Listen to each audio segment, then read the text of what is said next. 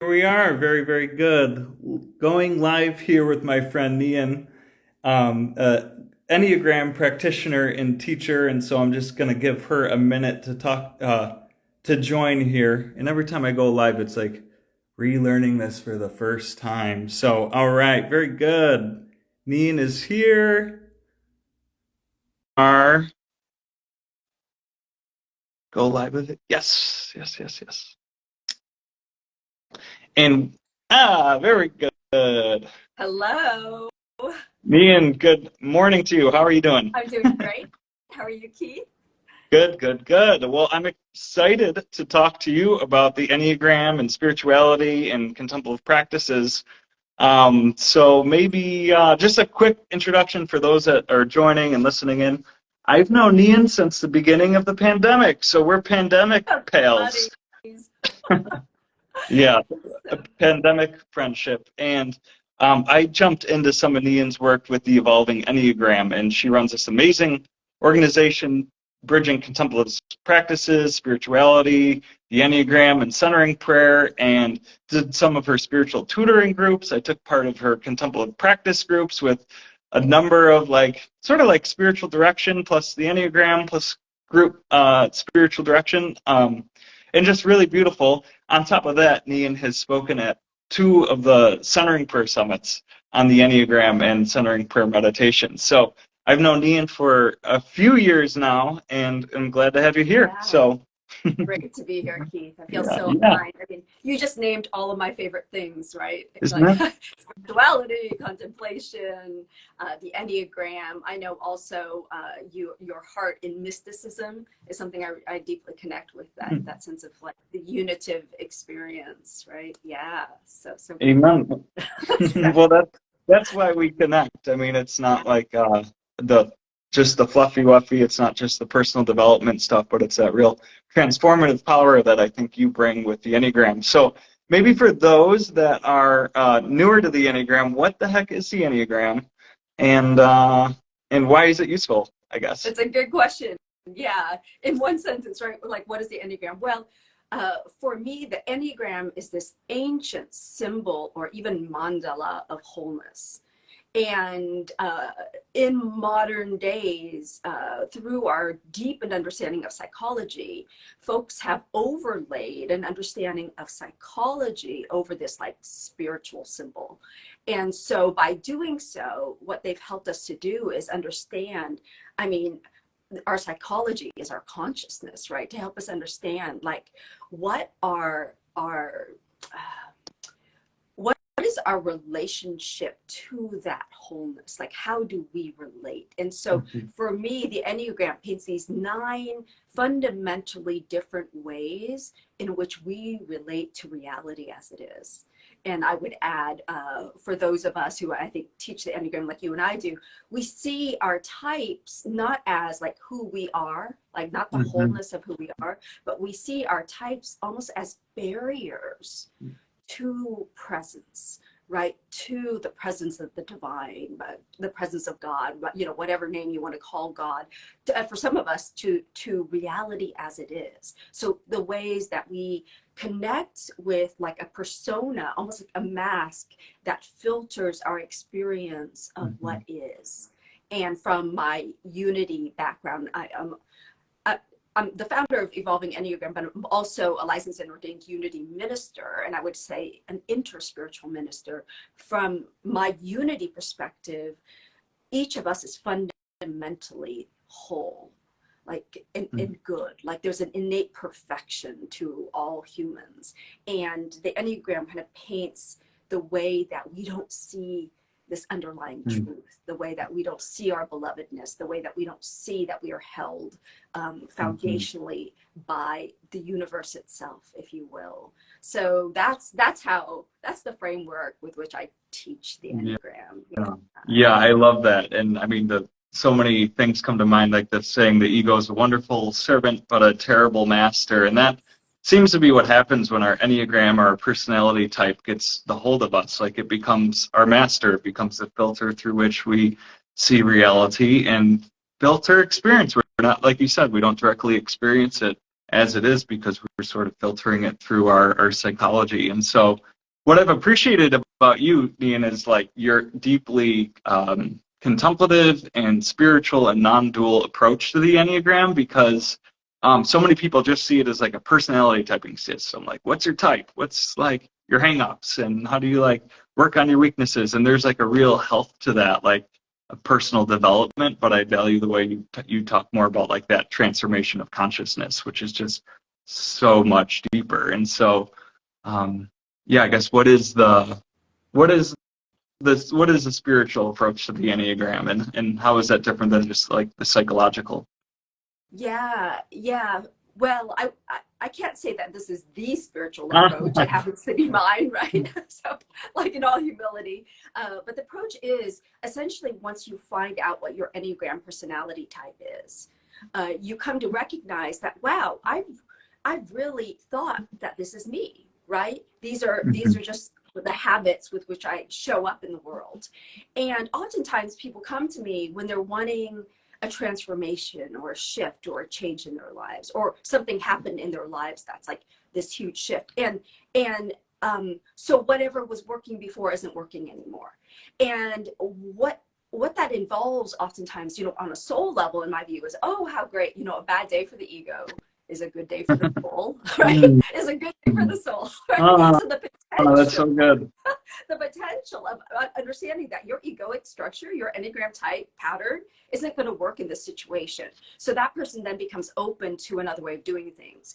But if we are only identified with that personality type, right? As an 8, then I would be like, I'm only strong, right? Like, I don't know that life is like, well, I don't have the capacity to see how life is calling me to softness and vulnerability in a way that gifts me. And so the Enneagram, seen as a model of wholeness, says there is more to you than that so-called strength, right? That there's more not just within you that can be expressed, but there's more for you from the world.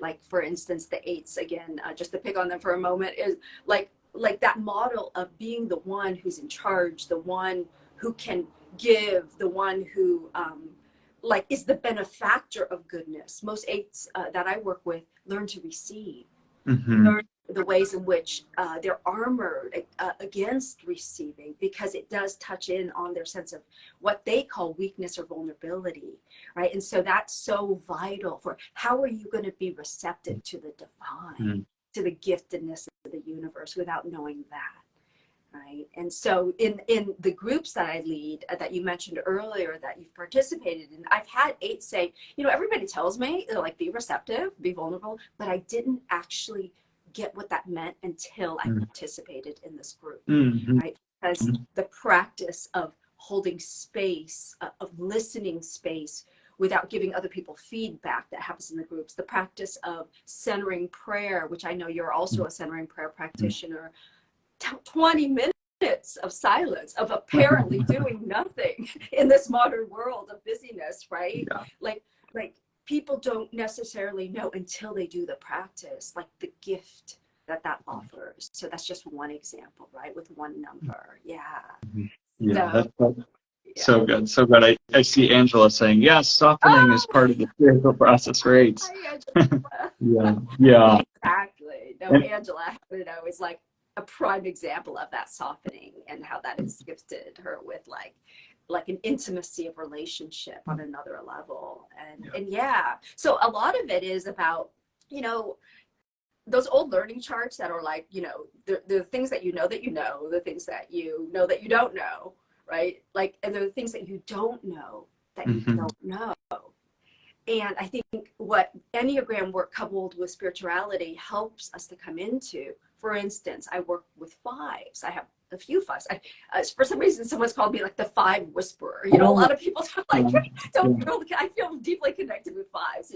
And so 5s have this early on reaction to life where it's like, I don't need anything. Like they minimize their needs from a base kind of reaction to feeling rejected, like my needs weren't met. And so instead of going after them, I'm just gonna become smaller and tighter and more constricted. And so when fives come to me and they're like, oh, my relationship's not working, that's usually some of the case, or even my relationship to quote God, like is not working. There's something in there that they don't realize how much that constriction has barriered them to the potential of life to nourish them. So similar to eights, but like more emotionally, because fives have this default orientation that the world takes more than it gives, especially relationships. And so to work to open that up, you know, to recognize that that pattern exists in the first place, rather than, no, I just don't want anything. Well, it's almost like, well, we have to uncover these wants that were quashed from so long ago, right? Because of the fear that, like, if I want it or if I think I need it, that, and I don't get it, that will devastate me. And so, I love so much how you said before, a bad day for the ego is a good day for the soul. It's like, like when our ego stops working for us. Like, I have an ego, I have a personality type, I have preferences, I have all the ways my ordinary mind prefers its ordinary way of thinking and filtering reality. And then when that breaks down and the shitstorm of life happens and it's like my programs don't work anymore, something awakens in me, but it often is at the like negative end of the ego, because it doesn't feel very good for the ego. But I feel like the gift of the Enneagram is to recognize you're not the ego. It's like when you're living in the waves of life, and then you can like sink below that and realize that there's way more energy, way more power like stirring in the ocean currents. And there's just way more potentiality there for like joy and like living life to the fullest, because it's not just like getting thrown about by like the waves of my personality preferences. So I don't know if you could speak to that in some way. For sure. Well, I'll definitely pick on you if Oh, you're allowed to. Do the nines, baby. Nines on the Enneagram. Bring it on. I mean, for me, I just talked about the devastation for fives. You know, for nines, oftentimes it is the soul level being called to show up in the world on another level, right? But showing up means two things that are very difficult for nines. One is the potential for conflict, right? Like if there's there's a disturbance in the force, right? The nines type structure is like, stay inside. like, you know, like don't go out into that, you know, world. Oh, Himaka. Yeah. And so that, like, traditionally the nine is like, oh, well, it's just, I want to be nice. And so I don't speak my truth. Right. But what if the divine in you, like, is needing this to be spoken? Like, I think what you do is radical, right? You're within a Christian tradition on the edge of it when you're talking about mysticism and contemplation. And for some, that's heretical, right? And to understand that requires a certain level of groundedness in something deeper. I see a nine there, Tom, laughing, right? To speak your truth in the world when it is when it is an act of self-love, and that it's an act of authenticity, right? But also what nines neglect to realize, because their type structure is built on this idea that I don't really matter. Like the deep fears, I don't really matter, right? Like I only matter if I'm linked to a cause that matters, or if I'm linked to a person who matters, right? And so going past that fear. So that fear can look like humility, right? Oh, yes. Oh, no, you speak up first, not me, right? It looks like humility, but deep down, it is actually an egoic thing that is entrenched in that belief system. Whereas like the spirit is like, speak your truth, right? And so, and show up and shine. I see you doing all those things, you know, with your work in the Closer Than Breath community of like stepping up, right? And like letting yourself be seen, right? But for most nines, I hear so different types come to spiritual companionship or direction for different reasons. Like sevens categorically almost always come to me because there was a grief that they were running from that they can't run from anymore, you know. But nines often come when they realize that they've been in a rut. Like they haven't taken action Right. on Oh yeah. that, you might call it. That's a consistent reason, right? To understand that it's because it's not within the okayness of the nine's egoic structure, that we have to break free of that into the wholeness of the circle of the Enneagram for the nine to show up in the world, you know, in its fullness. Yeah. So, yeah. Yeah. Thanks, Neen. You're speaking to my soul there. Um, totally. I think that's one of the things I love about the Enneagram. Also, it's that like not all egos are the same. Like in spiritual circles, or particularly like non-dual circles, there can just be like, well, there's the ego, the separate self, and everybody's ego is identical and has the same like issue. But it's like actually the nine gives a lot of nuance to say like the ego structure for the nine does want to like disappear. Like if I listen to my ego, I would not spend a minute on Instagram every day. I would not even be here at all on this call. I would not even be on Instagram. And it might appear as a ego thing to be on Instagram and you want to be seen or whatever, but it's like actually it's like soul work because I'm like my ego, I have to resist my ego that tells me not to. You know, so I think that's the uniqueness of the 9 types on this Enneagram circle is that like each path is actually unique, and that's like, and when you like find that path for yourself, as you're talking about the 8 or the 5 or the 9, like it is hyper personal and yet points us to the universal. So it's like this, it's just so practical for that reason. Yes, absolutely. And I'll even share that I think there's a lot of confusion even about the type 3, right? There's a stereotype assumption, oh, 3s just like to have the stage, you know, and it's a little trickier than that. Like, because even thinking about going on Instagram live with you, like there's that, oh, well, number one, it's live. Like, I don't get to be put together or poised. Like, I don't like we didn't have like a plan, right? Like, you know, like we met a minute beforehand, you know, whatever it is. But for me, the talk is really about may the ego get out of the way so the spirit within me can speak, you know, and that like whatever stories I have about what I need to be or do to be enough to show up, like that for me is like the gift of the Enneagram. Like there's something about if I don't think I could do something well, like I leave. Like I don't do it, you know? And I understand that I mean, even beginning to teach the Enneagram, I remember when I first was invited to teach, I was not a certified teacher at the time. I was like, oh, I can't do this yet. I don't have like all the qualifications, this and that. And she's like, but you know more than any of us. So your teaching would be a gift, even if it's not excellent yet. Right. And for me to get out of my own way, I mean, that actually is remembering back, I was a student in seminary at the time, and I said yes to it for that very reason, for that it would be a gift if you could get over yourself and what you think you need before you can show up. Right. And I think that act, I mean, for all of us, there's a deep trusting in, again, God, by whatever name, the universe, in this truth. But for me, wholeness, like a belief, I'm only willing to show up now. I don't know if you know this about me, Keith, but when I was younger, I couldn't even speak up in class. I was so shy. I'd be shaking. I couldn't speak up in a room of like 10 people. And now I can speak before thousands.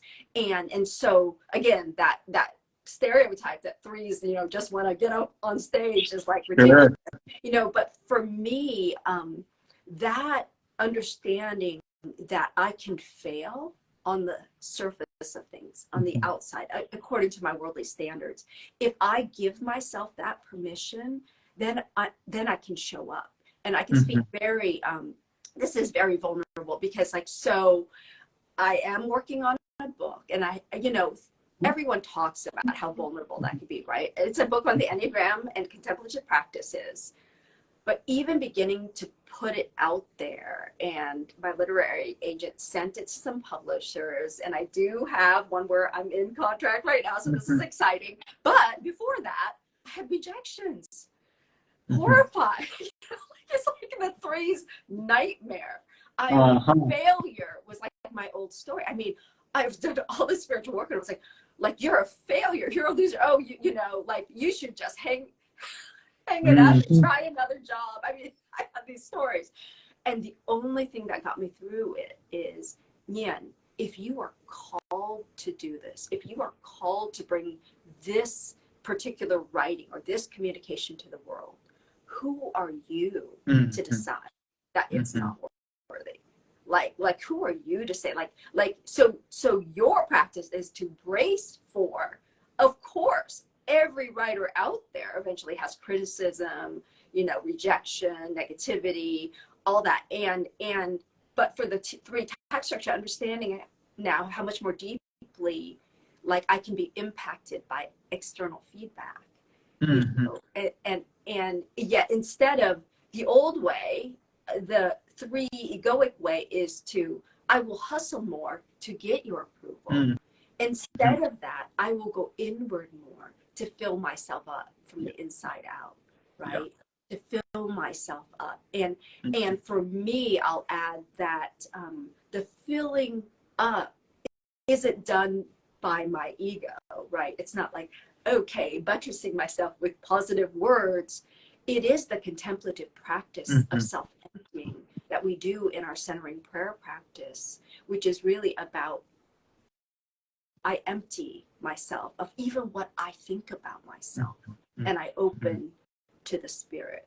And somehow that practice, like, brings forth, like, I'm, you can't see me like touching my belly, but it does, it feels like a groundedness, like a rootedness, like a fullness that allows me to move from that sense of wholeness. And because if I don't, I do damage in the world, because I'm needing something from you to tell me who I am, and so that's a striving that I don't want to be at the root of what I offer to the world.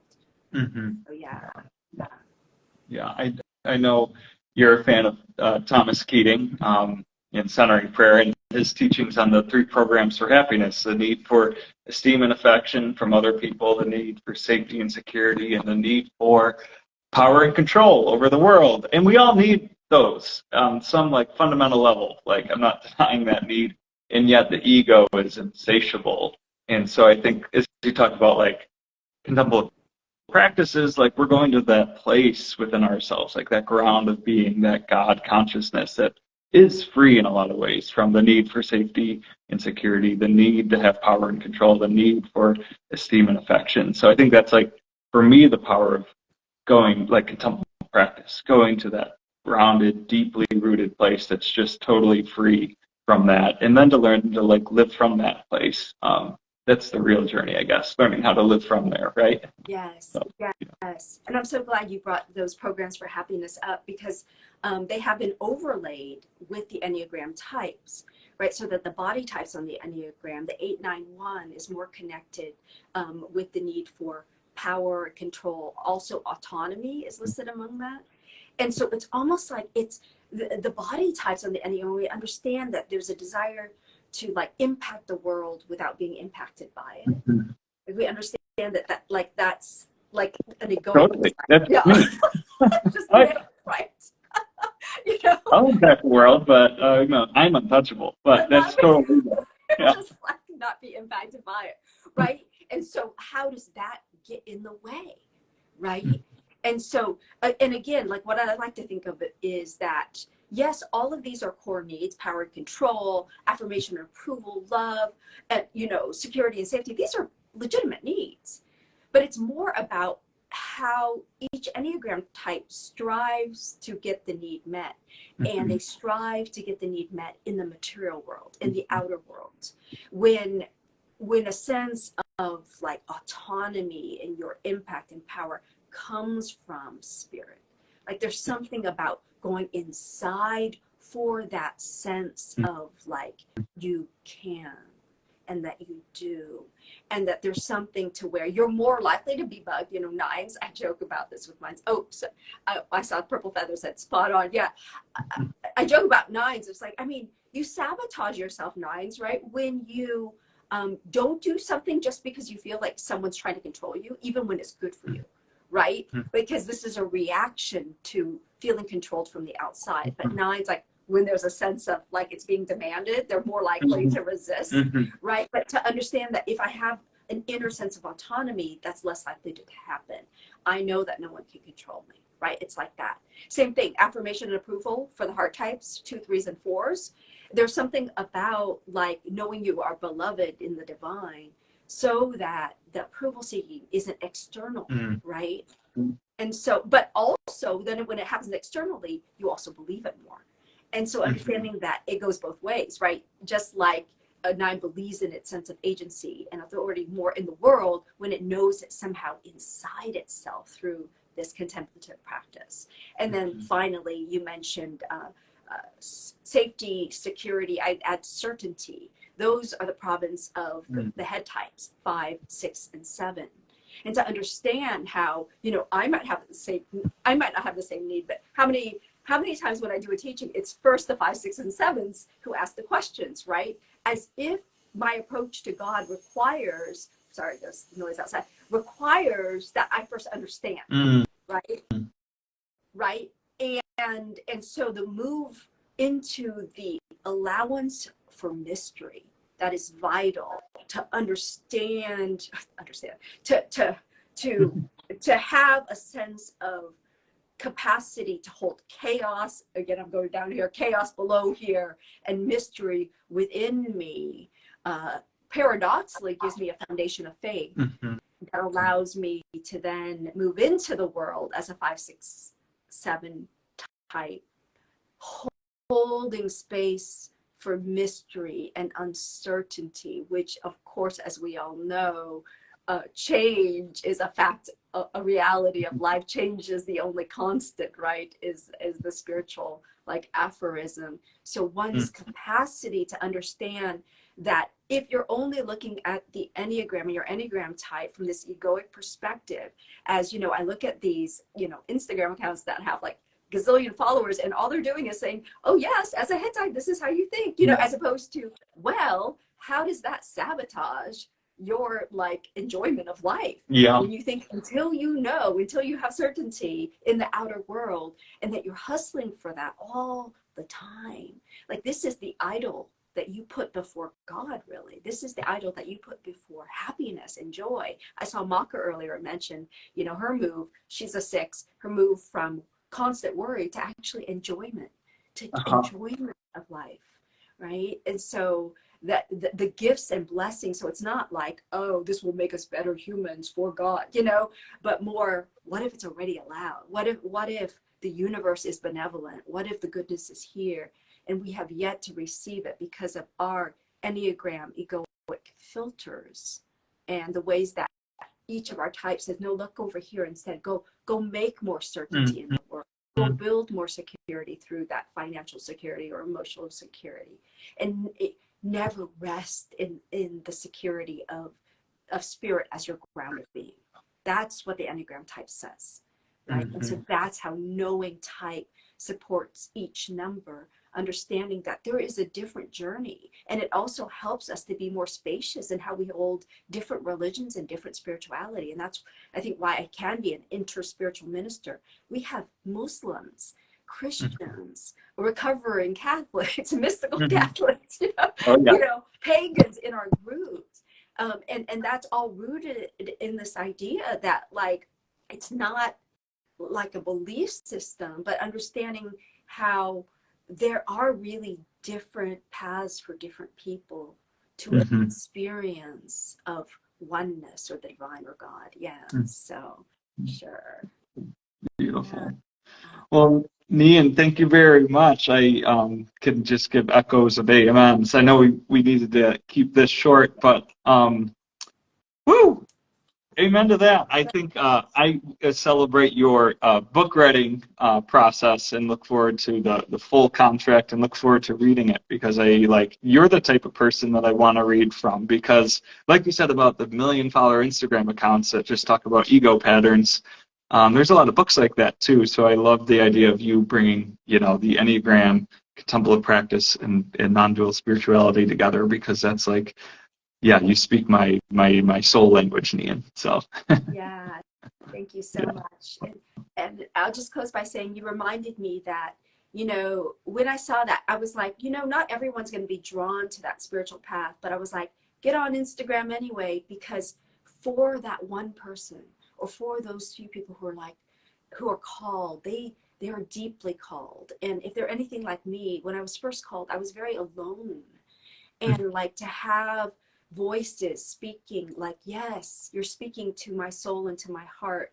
And that is a path, you know, for you, a pathless path, right? You know, but there are other sojourners, you know, along the way. That's what I needed. And so that was part of why I was like, just keep showing up and speaking this truth. And if you find even just that one person who is like, I needed this, then you've done your work. So yeah, thank you. Million thank you. Great to talk to you. Great to Bye, talk. Rev. Thanks for joining, everybody. Looking at the comments. Exactly. Hi, Lynn. And yeah, thanks for joining, friends. And yeah, we'll get this posted to share with others. Nhien, thank you. Great. Be well. Bye.